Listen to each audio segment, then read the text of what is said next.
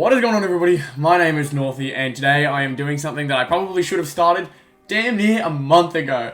We've got the round 4 Teamcoach preview. If you guys remember from last year, the previews that I would do, as well as the reviews I would do of the Teamcoach competition, they ended up being slightly popular. You guys still enjoy them. I've had a few questions here and there regarding where these videos are and whether I am competing in the Teamcoach games this year. And I will be, but not really for this season. Last year, I managed to get top 5 in all 3 game modes. However, I didn't get anything for it, so I don't really see too much of a reason to be that competitive with it this year. However, I would still like to make this series just enjoy the prize cards and making these videos in general, because it's always good fun.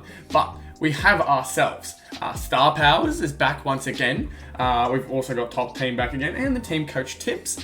But only difference that I'm really seeing is Star Powers now has 2 game modes. Has the silver version and the ultra version. So silvers is self-explanatory. Only the silver cards can be used. However, with ultra, your 3 cards can be used. So it gives the opportunity for kids who may not have the ultra cards or the Team Star Powers that are the ones who are probably spending more money. It gives them a chance to also win each week as well with their regular silver cards that are 1 per 3 packs. So it's a good idea. I do like it. I think it will eventually be taken over by people who just know what they're doing. But at the same time, it's good that they've got more chances for people to win prize cards this year. It's just good. But first off, we are going to get into Star Powers, because this is basically a rough draft. This video is going to be almost like a throw something at a dartboard and hope it sticks type of video.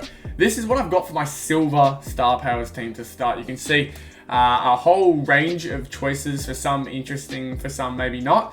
But I've gone with Clayton Oliver as my Supreme player. And also will point out that the different types of players, so like Supreme, Mighty Mids, Sharpshooters, Young Guns, Epic, I feel like that's all a bit unnecessary. It all feels very rough now. And I really don't know what to think of the categories, but honestly, it's a very small nitpick at that point. But I'm starting off with Clayton Oliver. You can see here, Sicily would seem like a good option considering they're up against Geelong. However, I think Sicily, although he will get his touches and will have a lot of points, he is a safe option. In game modes like this, you can't really be safe. Especially with only 10 people winning prize cards, you really can't afford to be safe. You have to basically pick the best ones. If not the best, the second best. So even if Sicily gets 100, if 2 or 3 more players get more than 100 and end up beating James Sicily, there's a good chance that ruins you. Next up, we got Nick Dacos. I'm keeping on the hype train. The dude is currently ranked 8 as the season average, so why not keep him in there?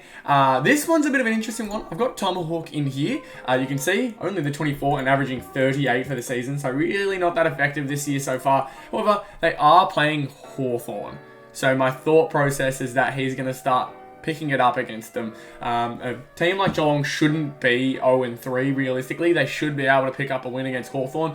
Who knows though? With the way the season's gone so far, man, it's surprising. Very surprising. My Young Guns is the one that I'm like the most unsure with.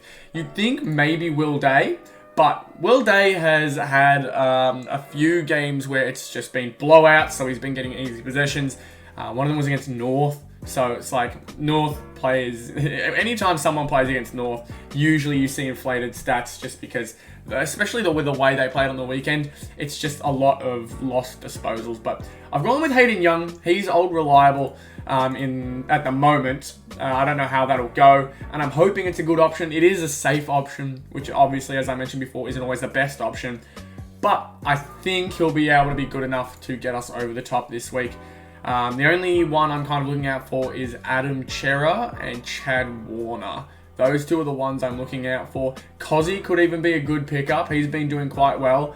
Actually, you know what? I think I'm going to put Cozzy in because I believe he's been announced to be in the midfield for the Demons against West Coast, which is going to be really good. Really, really good for his stats. Hopefully that ends up being a good change. But next up, we've got Jeremy Cameron. He's had a really, really good start to the season. I was tempted with Sam Doherty I really was. But at the same time, Carlton are playing up against North Melbourne, and although I think he is effective and will be effective, he won't be getting 136 points this coming week. I really don't think it'll happen unless something crazy happens and they are able to control the game that well against North Melbourne.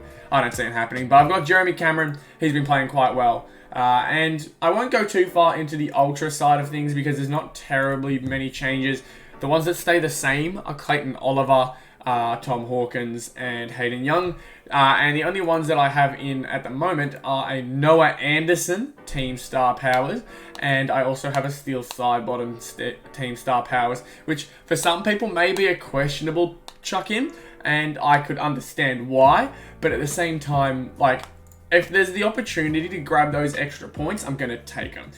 He's averaging 78, and the only way it wouldn't really be worth chucking him in at this point is because someone was going over 150. Like, the chances that someone gets 150 points is very low. So even at 72 points, if you can even just hit 70, I'm happy with that. It'd probably be the best option for me in this game mode right now. Same goes with Steel Side Bottom. Dude's averaging 80. Unless someone scores 160, then there's no reason why I shouldn't have Steel Side Bottom in there because he'll be getting that 160 for me.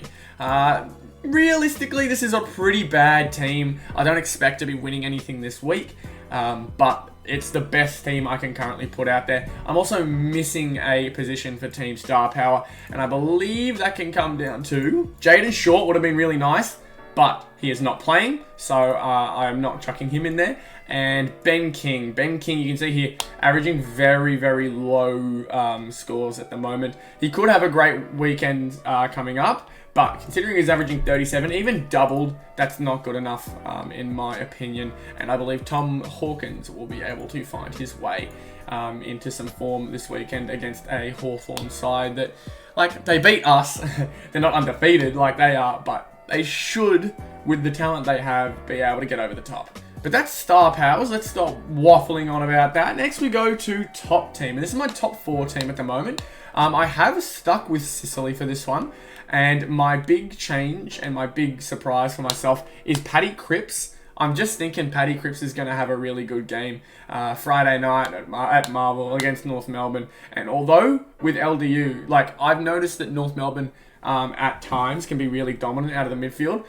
Paddy Cripps showed a bit of life last week with 111 points, and I'd like to think that he's starting to build that momentum up.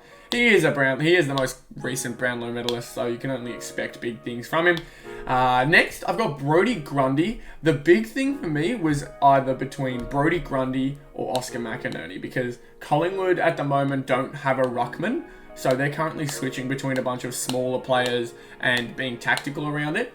So you think Oscar McInerney could be a good choice, but Brodie Grundy is also playing West Coast, who don't have the strongest ruck presence, and could be really, really good for him to grab some easy points. Obviously, the 21 disposals helped him out a lot last week, but I'm hopeful that with the way that the game seems to be played at the moment, with rucks being dominant, when they have a mismatch being quite dominant, I'm hoping that it will be able to turn out really well for me. So there's Brodie Grundy in there. And then Jeremy Cameron. I'm confident with Jeremy. I know that he's third here. Cozzy could be a better choice. But Jeremy Cameron, out of both Tom Hawkins and Jeremy Cameron right now, Cameron is by far the better player at the moment. And so I'm hopeful that Cameron will be able to use the ability that Hawkins has to draw defenders, and Cameron, maybe with a bit of midfield time, will be able to smash out a brilliant game for me, and I'm hoping that'll be the case. So, top 18 we go to next. And now, defenders, we have ourselves Nick Dacos, Sam Doherty, sorry, you can't see because of my face cam, but Harris Andrews is in this bottom left corner, Liam Baker, Jack Sinclair, and James Sicily. Again, it's a very rough look. I was surprised that Dacos was listed as a defender, but when I think about it at the same time, he did play off the half back a lot last season, so I'm assuming that's the reason why he's been placed here. Even though he's putting up midfield numbers, he can be recognised as a midfielder, but you got to make the most of those opportunities with these games. You got to use them in positions where, like, you have the opportunity to do so.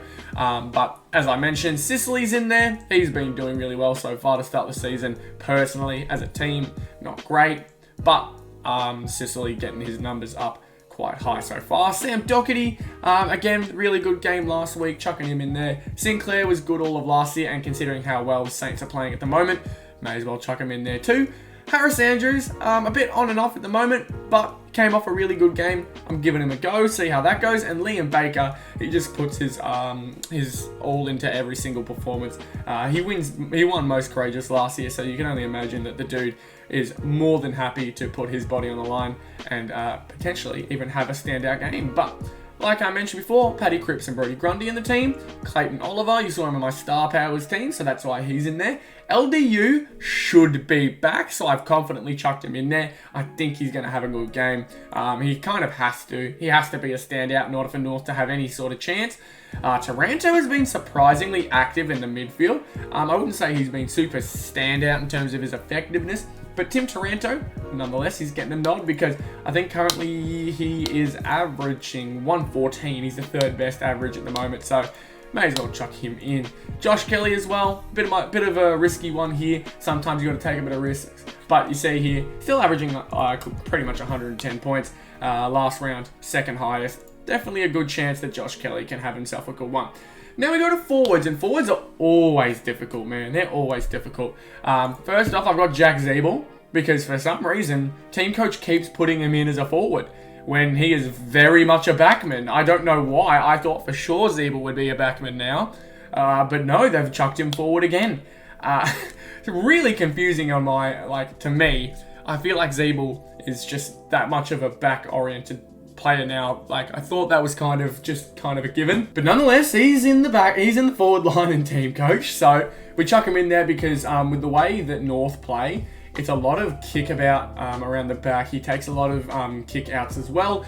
He's been mixing it up with Sheasel as well, so that's been very interesting. But Jack Zeeble is going to be that player that kind of is just a hopeful, safe option, as he'll be taking a lot of marks in the back line, kind of kicking that ball around, getting easy disposals and such. Cameron, mentioned before why he's in. I've got Charlie Curnow in there because they are up against North Melbourne without Griffin Logue and Ben Mackay. So realistically, the Blues should be able to run away with this Good Friday clash, simply because North have no backline right now. They are so lost in the backline. They've got a half-decent forward line with Larkey playing the way he is, and Comben providing a bit of help. Midfield, when everyone's healthy and not suspended, doing quite well. But backline is so shot, man. It is so shot that I think simply because of that, Curnow and Mackay would probably absolutely eat us alive. I'm just hoping I picked the right one here. Cozzy is making his return, and it has been told through Melbourne that he is going to be chucked in the midfield. So could be a really good choice here this week. Again, had a really good start to the season so far. Hopefully he'll keep it going, but you can see here he's averaging 4 goals a game, so I don't imagine he does that throughout the entire season. We don't get that much output from him this time, but it'd be nice to see it. And Jordan De Goey I've chucked in as well. He's had some kind of resurgence, man. He had a really rough couple of years, and now with Collingwood and the way they've been performing, Jordan De Goey, he's back on track, which is good for him. And then this last one I've chucked in is Dylan Shield. I didn't realise that they've chucked Dylan Shield in as a forward this year, which was really surprising to see. You can see here, he has kicked the 2 goals on average for the season so far. Gets himself a lot of disposals too. He's playing at a really, really, really good pace for what we've expected from him over the last few years. So Dylan Shield, I've chucked him in. For some reason he doesn't have a picture, but you know what, we can live with that. And that's all I've got for top team. Not too much explanation that I really need to go into for today's video, because it is all a bunch of guessing right now. I'm not sure. I haven't been as invested as I have been in previous years. So I'm not too sure who is going to be the consistent players that we look out for just yet. But hopefully now I'll be able to sort that out for you guys. But we'll go to the tips now. I will quickly press change your tips because I've already chucked them in. For tonight's clash, Collingwood versus Brisbane, I have gone with Collingwood, even though it is in Brisbane. Who knows what could happen, but Brisbane, you could say that home field advantage will help them, but I watched them get beat by the Dogs a couple of years ago at the Gabba, and they've been surprisingly disappointing at the Gabba so far, so I'm hopeful that Collingwood can make the most of that, and just Collingwood's players of late has been unreal. For the Good Friday clash, I am going to it, but I'm almost certain Carlton will win it. Again, that back line of North Melbourne is so sketch that I can't stop thinking about it. Adelaide versus Freo. I've actually gone with Freo. I know they've looked to be struggling a lot as of late, but with the likes of Taberner, like Taberner has fallen off so far to start the season. He's been really, really rough to watch. Looked quite just out of it, really. And Adelaide, a lot of spark. I like the spark, especially that Rankin and Rochelle have brought in at the moment to start this season. It's been really exciting to watch. Richmond versus the Dogs. I've gone with Richmond. Again, for me, Richmond at the MCG, you just can't go past. And although the Dogs had a really nice win the other week against the Lions, I still expect Richmond to play at a certain level that it won't be enough for the Dogs to get over. But Saints versus Gold Coast. Saints are undefeated. I can't not tip them, I feel like. I feel like they have to be the favourite at the moment in this matchup, even though Gold Coast just picked off the rating premiers to put them at 0-3 when no one expected it. So good on them. That's really good. But Sydney versus Power, I've gone with Sydney. Port, they could put up a fight, and they probably will. But I have questions regarding their effort for 4 quarters. And we saw that against Adelaide. They just dropped off completely in the third quarter. Essendon versus GWS. Although GWS have been surprisingly competitive for all their games so far, I think Essendon are going to roll with this one. Melbourne versus West Coast should be pretty self-explanatory with the hype that Van Rooyen has brought in as well. Melbourne could really turn this game into an ugly one. And Geelong versus Hawthorn, even though Geelong, again, are 0-3, which is crazy to think about, I think they will pump the Hawks in the way that most people should expect. But now, because they're 0-3, no one really knows what to expect from this game. You think it should be Geelong, but you can't count out Hawthorn, so it's going to be very interesting to see how that game goes. But that is it for the round 4 team coach preview. If you are new to this concept, I do this every single time before the round and after the round, at least I try to. But if you guys enjoy what you have seen and want to see more of it, be sure to leave a like, subscribe to the channel if you are new, and I will hopefully see you all for more content like this in the future. So thank you all so much for watching, and I'll see you all in the next one. Good.